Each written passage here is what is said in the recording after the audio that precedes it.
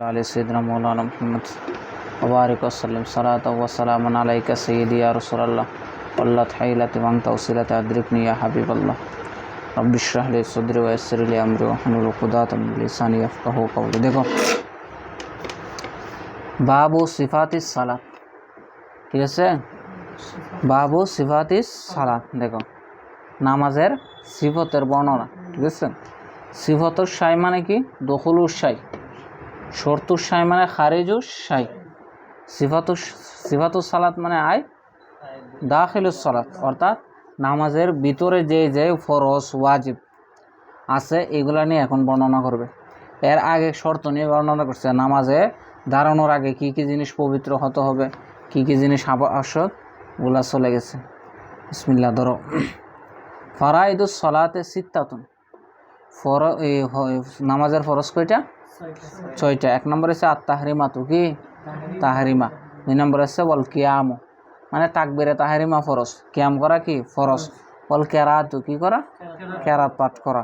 ওয়াল রুকু করা। ওয়াস সুজুদু, সিজদা করা। ওয়াল কুউদাতুল আখিরা, শেষ বৈঠক, ঠিক আছে, শেষ বৈঠক। মিকদারুত তাশাহুদে, কতটুকু পরিমাণ? তাশাহুদ পরিমাণ। এরপর আসো আমরা এতটুকু ধরি। আবার কেউ কোনো কিতাব লেখছে ফরাইদুস সালাত হচ্ছে কি 7টা, কথা হচ্ছে। আর শেষ নাম্বারটা হচ্ছে খুরুজ বি সনাআতিহি, কোন একটা কাজের মাধ্যমে কি হয়ে যাওয়া, বের হয়ে নামাজের মধ্যে। হ্যাঁ আছে, কথা হচ্ছে। তাই আমরা একটা একটা বলি, তারপরে এটা বলবো। দেখো তাকবীরে তাহরিমা, কেউ বলছে এটা তাকবীরে তাহরিমা কি নয়, সিফাতুস সালাত নয়, এটা শর্তুস সালাত, কথা বুঝো না। কারণ তাকবীর নামাজের ভিতরের অংশ না, বাহিরের।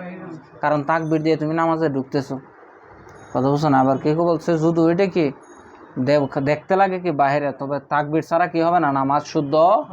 এই কারণে অনেকে এটাকে কি ধরছে, সিফতের মধ্যে ধরছে, কথা বোঝা গেছে। আচ্ছা দেখো তাকবীর দিতে হবে দাঁড়ানো অবস্থায়। কি অবস্থায়? কথা বুঝো না। কেউ যদি রুকু অবস্থায় অথবা ঝুঁকা অবস্থায় কি দেয়, তাকবীর দেয়, তার তাকবীর কি হবে না, শুদ্ধ হবে না। আর তাকবীর ছাড়া কেউ যদি তাকবীর ছাড়া নামাজ দাঁড়ায়, নামাজও কি হবে না, ফরজ আদায়, কথা বুঝছো। এখনও কেউ দেখতেছো ইমাম সাহেব রুকুতে চলে গেছে, ঠিক আছে। এখন তুমি তাড়াহুড়া করে কি করে ফেলছো, মানে রুকুতে গিয়া এই রুকুর মধ্যে কি করে ফেলছো, আল্লাহু আকবার বলে ফেলছো। এখন এটা কি তাকবীর ধরবা নাকি রুকুর তাকবীর ধরবা, কথা বুঝছো। এখন দেখতে হবে তোমার তাকবীরটা কোন অবস্থায় পাওয়া গেছে, এটা কি দাঁড়ানো অবস্থায় পাওয়া গেছে নাকি রুকু অবস্থায়। যদি আকসর দাঁড়ানো অবস্থায়, রুকুর জন্য একটা নির্দিষ্ট হদ আছে না, সামনে বলবে কতটুকু। এখন দেখা যায় কি এটা কিয়ামের কাছাকাছি, তাকবীরটা বলছে এরকম মানে কি নিচু হয়ে কিয়ামের কাছাকাছি, তখন এটা কি তাকবীরে তাহরিমার হবে, কথা বুঝছো। আর যদি কিয়ামের কাছাকাছি, আর যদি রুকুর কাছাকাছি হয়, এটা কি হবে না, তাকবীরে তাহরিমার কি হবে না, তাকবীর তাহরিমা মানে কি নিষেধ করা, হারাম করে দেওয়া। কি করে দেওয়া? কোন তুমি তাকবীরে তাহরিমার মাধ্যমে নামাজ অবস্থায় বৈধ কাজকে তোমার নিজের উপরে কি করে নিচ্ছে, হারাম। খাবার খাওয়া হালাল, কথা বলা জায়েজ, মুবাহ কাজ, কিন্তু নামাজের মধ্যে কি হারাম। এই জন্য এটারে কি বলে, তাকবীরে তাহরিমা, ঠিক আছে। আচ্ছা দেখো এখনো সব সামনে বলবে, তারপরে শোন আমি বলি। তাকবীরে তাহরিমার সময় হাত কতটুকু তুলবা, ঠিক আছে, এগুলো কি বলবে, সামনে বলছি না। একদিন লেট করলে। আচ্ছা দেখো তাকবীরে তাহরিমার সময় হাত কতটুকু তুলবা। হানাফি মাযহাব মতে, আমাদের মতে হচ্ছে কান পর্যন্ত। কি পর্যন্ত? স্বাভাবিক রাখবা, হাতগুলা কি রাখবা, স্বাভাবিক। অনেকে এরকম তাকবীর দেয়, এগুলো শুদ্ধ না। কারণ কি, তোমার আঙ্গুলগুলা থাকতে হবে কেবলামুখী, কথা বুঝো না। এই জন্য এরকম রাখতে হবে, কিরকম।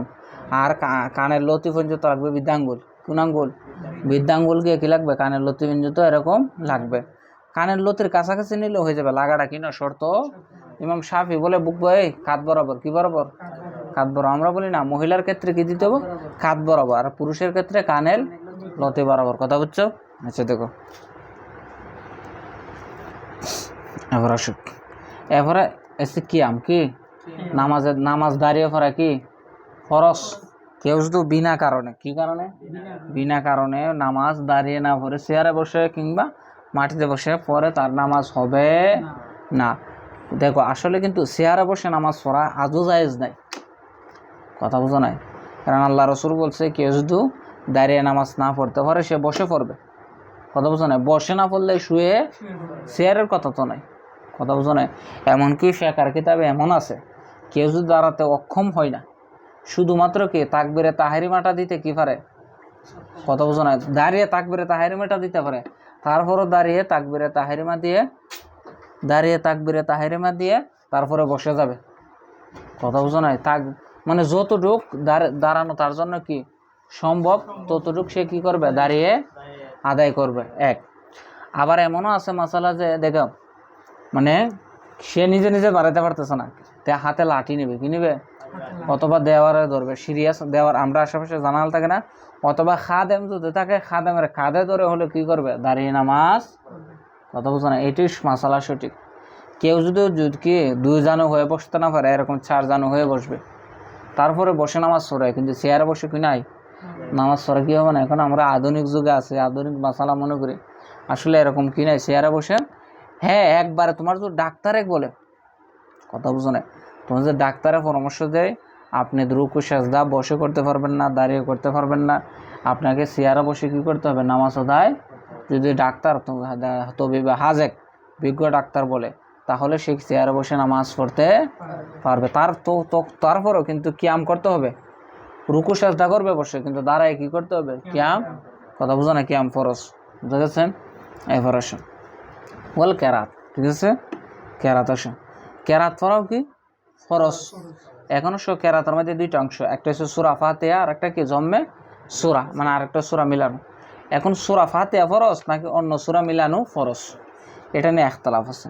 আমাদের মতে মুতলক সূরা পাঠ করা কি ফরজ। কোরআন শরীফে আল্লাহ কি বলছে, ফাকরাউ মা তায়াসসারা মিনাল কোরআন, কোরআনের মধ্যে যা সহজতর, এখানে মাটা মায়া আম্মা, এটা আল্লাহ কি করেন না, খাস করেন না। কিন্তু ইমাম শাফিরা বলতেছে সূরা ফাতিহা পড়া ফরজ, কি আমরা বলি না সূরা ফাতিহা পড়া ওয়াজিব, কি সূরা ফাতিহা পড়া নামাজের মধ্যে কি ওয়াজিব। তবে একটা সূরা মিলানো, দেখো একটা সূরা মিলানো, যেমন ধরো এরকম আর কি, ধরো কেউ যদি সূরা শুধু ফাতিহা পড়ছে অন্য কোনো সূরা মিলায়, এর হুকুম কি? সূরা ফাতিহা পড়া তো ওয়াজিব, ঠিক আছে না? এখন তো ফরজ তো পাওয়া যাইতেছে না, আমরা বলি না কেউ যদি শুধু সূরা ফাতিহা পড়ে রুকুতে চলে যায়, তার সূরা ফাতিহাটা ওয়াজিব না হয়ে এখানে ফরজ হিসাবে আদায় হবে, কথা বুঝো নাই? এবং সূরা ফাতিহাতে ওয়াজিব ছিল, এই ওয়াজিবটা সাকেত হয়ে তার উপরে সুজদা আবশ্যক হবে, কথা বুঝো নাই? এমনি মুতলক সূরা পাঠ করে কি আমাদের মতে ফরজ, সূরা ফাতিহা পড়লেও ফরজ আদায় হয়ে যাবে, আর অন্য সূরা আদায় করলেও কি যাবে, ফরজ। তবে কি দিতে হবে, সুজদা। ইমাম শাফিরা বলতেছে না, ফাতিহা আদায় করতে হবে, নাহলে কি হবে না, লা সালাতা ইল্লা বি ফাতিহাতিল কিতাব, তারা এটা দিতে দলিল দেয়, সূরা ফাতিহা দ্বারা কি হবে না, নামাজ, ঠিক আছে? আচ্ছা দেখো, এখনো কেরাতের ক্ষেত্রে কতটুকু মিলাইবে, জম্মে সূরা কতটুকু হবে, মানে আরেকটা সূরা মিলাই না আমরা, বড় হলে 1 আয়াত, বড়, ছোট হলে 3 আয়াত বা ছোট একটা সূরা, 3 আয়াত পর্যন্ত মিলাতে হবে, কথা বোঝা গেছে? আচ্ছা এবার আসো কি রুকু। রুকু হচ্ছে এনহানাউ আনিল কিয়াম, দাঁড়ানো থেকে একটু ঝুঁকা, কথা বোঝো না? এটাকে কি বলে, রুকু। এখন আসো রুকুর পদ্ধতি কিভাবে। রাসূলুল্লাহ সাল্লাল্লাহু আলাইহি ওয়াসাল্লাম হাদিস শরীফ আছে এমনভাবে রুকু করতেন যে ওনার পিঠ এবং মাথা কি থাকতো, সমতল থাকতো। এমনকি পানির কোনো পেয়ালা যদি কি রাখতেন, আল্লাহ রসুলের পিঠে রাখতেন, এটা কি হতো না, পড়ে যেত। এইভাবে রুকু করতে হবে, কথা বোঝা গেছে? রুকুর মধ্যে কে যদি মহিলাদের মতো রুকু করে, রুকু আদায় হবে, কথা বুঝো নাই? মহিলারা রুকুছে ভিন্ন, এরা কি করবে, একটু কি করবে, ঝুঁকবে, কথা বুঝো নাই? এদের অনেকগুলা কারণ আছে ঝুঁকার, কথা বুঝছো? এগুলো তোমরা বুঝো, কথা বুঝছো না? তাদের কি আছে, তাদের শারীরিক একটা গঠন আছে, এটা আমাদের সাথে মিলে না, এই জন্য তাদেরকে বেশি যুক্তি কী করছে, মানা করেছে। আচ্ছা দেখো, এটা হচ্ছে কি রুকু। এখন রুকুতে হাত কীভাবে ধরবে, কথা হচ্ছে না? রুকুতে হাত হাঁটুতে রাখবে এবং স্বাভাবিক আঙ্গুল ফাঁক রেখে, ঠিক আছে? রুকুতে আঙ্গুল কি রাখবে, ফাঁক রাখবে, এবং রুকুতে তুমি কোথায় তাকাবে, পায়ের নখের মধ্যে তাকাবে, ঠিক আছে? দাঁড়ানো অবস্থায় তুমি চাইলে সেজদার জায়গাতেও তাকাইতে পারো কিংবা পায়ের নখের দিকেও তাকাইতে পারো। কথা বোঝা গেছে? আচ্ছা এবার আসো, এটা গেছে রুকু। সিজদা, সিজদা দেওয়ার জন্য 8টা অঙ্গ লাগতে হবে মাটিতে। কয়টা? 8টা অঙ্গ ছাড়া কোনো সিজদা আদায় হবে। কথা বোঝা গেছে? তারপর সাথে সাথে তো নিয়ত লাগবে। কি লাগবে? তা আমরা যে পীর উস্তাদ মা বাবার সালাম করে ফায়দের, এটা কি সিজদা হয়? কথা বোঝো নাই? সিজদা হওয়ার জন্য কয়টা অঙ্গ লাগতে হবে? 8 অঙ্গ ছাড়া কেউ যদি সিজদা দেয়, তার একটা অঙ্গ যদি বাদ যায় কি হবে না সিজদা? 2 হাত, 2 পা, 2 হাঁটু, নাক এবং কপাল, এর মধ্যে যদি কোনো একটা অঙ্গ বিনা কারণে কি হয়ে যায়? ছুটে যায়। কথা বলছো না? নাকের ব্যাপারে একটু একতলাপ আছে, আমি বলবো, তাহলে এটা কি হবে না? সেজদা আদায়, পরিপূর্ণ সেজদা আদায় হবে। কথা বোঝা গেছে? তা আমরা যে সালাম করি, উস্তাদের ধরে কদম বুসি করি, এগুলা কি হয় না? সেজদা আদায়ের জন্য, সেজদা হওয়ার জন্য 2টা শর্ত, 8টা অঙ্গ লাগতে হবে, নিয়ত থাকতে হবে। কি থাকতে হবে? সেজদার নিয়ত থাকতে হবে। যারা পীর উস্তাদকে সেজদা করতেছে বা সালাম করতেছে, এরা কোনো সময় আবাদতের উদ্দেশ্যে সেজদা বা সালাম করে, আবাদতের উদ্দেশ্য ছাড়াও যদি কি করে সেজদা করে, এটা হারাম হবে, মুশরিক হবে না, অথবা কি শিরিকে কাজ। কথা বুঝছো নি রে? মশালা বুঝছো নি? বুঝো না মশালা?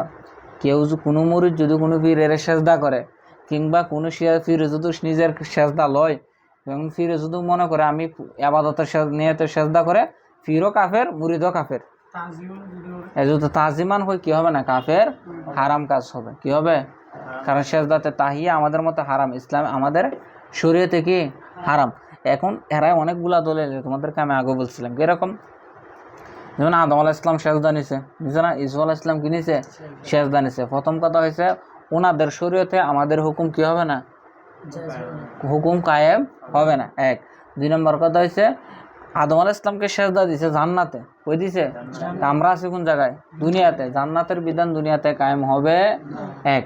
2 নম্বর হয়েছে যে সমস্ত পীর মুরিদারা যে সমস্ত বুজুর্গানের দিন সেজদা দিয়েছে, ওনাদের তবকা ছিল অন্যরকম। কথা বুঝছো না? ওনাদের মাকাম, ওনাদের ফানাফিল্লা, ফানাফি শেখ, তরিকতের যত মাকাম আছে, ওনাদের মাকাম ছিল কি অন্যরকম লেভেলের। কিন্তু আমি তুমি সেই জায়গায় গেছি, এজন্য আমি তোমার দ্বারা জেন তেনে সেজদা করা, তো জেন ফিরে কি সেজদা নেওয়াও কি না জায়েজ? কথা বলছে। এক কথায় আমাদের জমহুরদের ফতোয়া হচ্ছে কি কি একটা হচ্ছে খাস, আর একটা কুসা আনকুল বাস। তোমরা ইনশাল্লাহ উসুলের শাস্তি পড়বা। কি আম মাসালা হচ্ছে সেজদা কাউরে দেওয়া যাবে, আর এখান থেকে যে কেউ খাস করে সেজদা দেয়, এটার উপরে ফয়সালা হবে। কথা বুঝছো? আচ্ছা,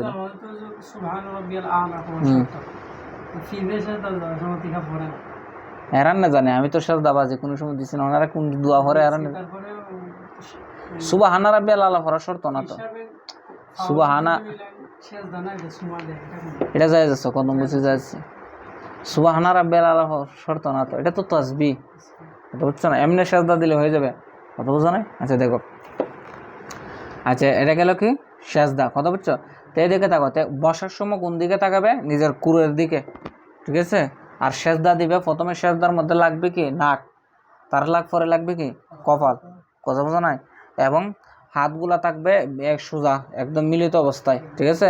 ফাঁক রাখবেন। আমি ক্যাবলামুখী হতে, অনেকে এরকম সেজদা দেয়, এরকম দেয় না? আমি অনেককে দেখছি। এগুলো সেজদা হবে না।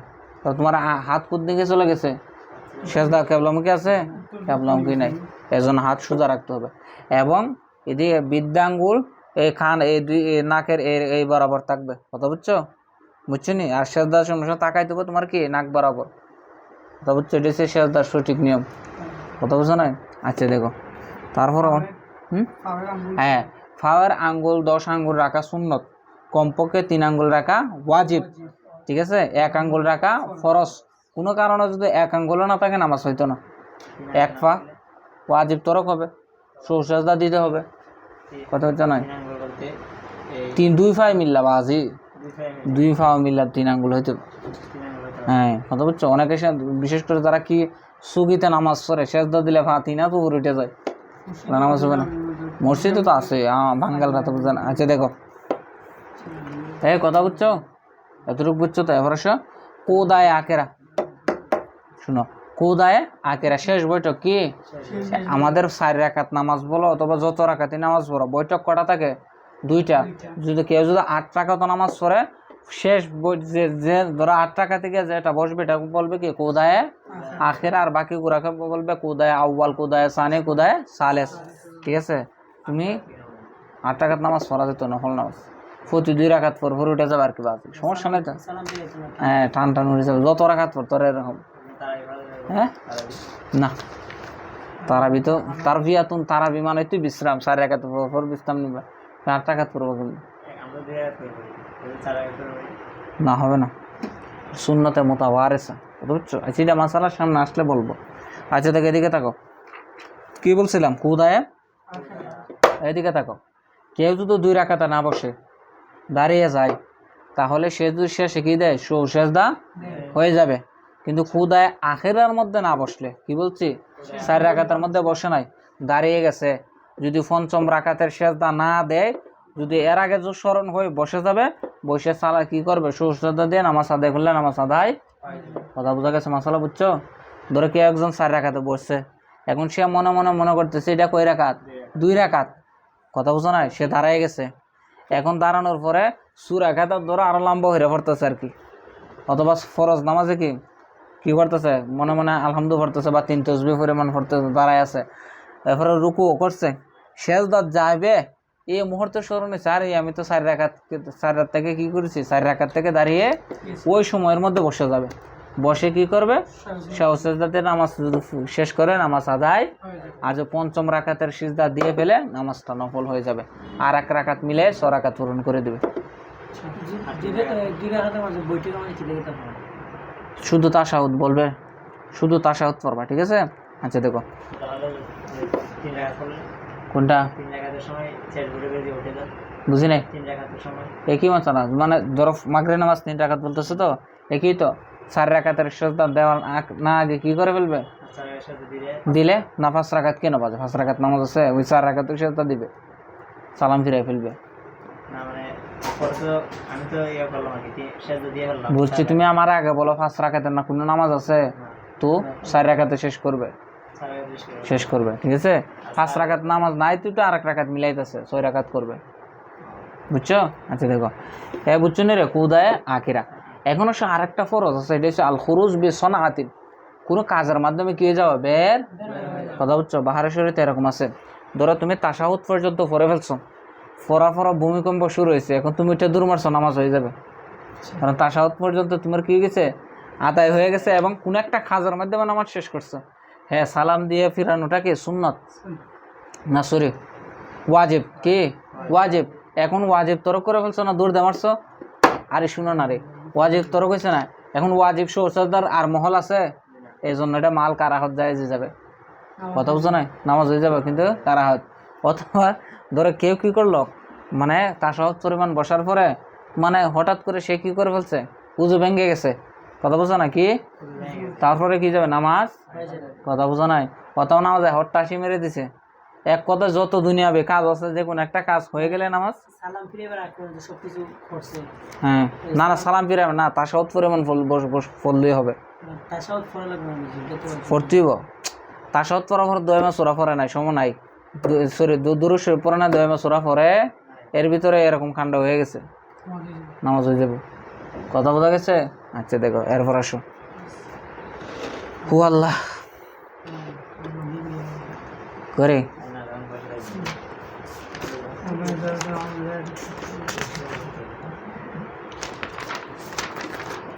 আচ্ছা ধরো, এরপর আসো, ওয়াল কুওদাতুল আখিরাতু, শেষ বৈঠক, মিকদারুত তাশাহুদে, কতটুকু পরিমাণ, তাশাহুদ পরিমাণ, ঠিক আছে?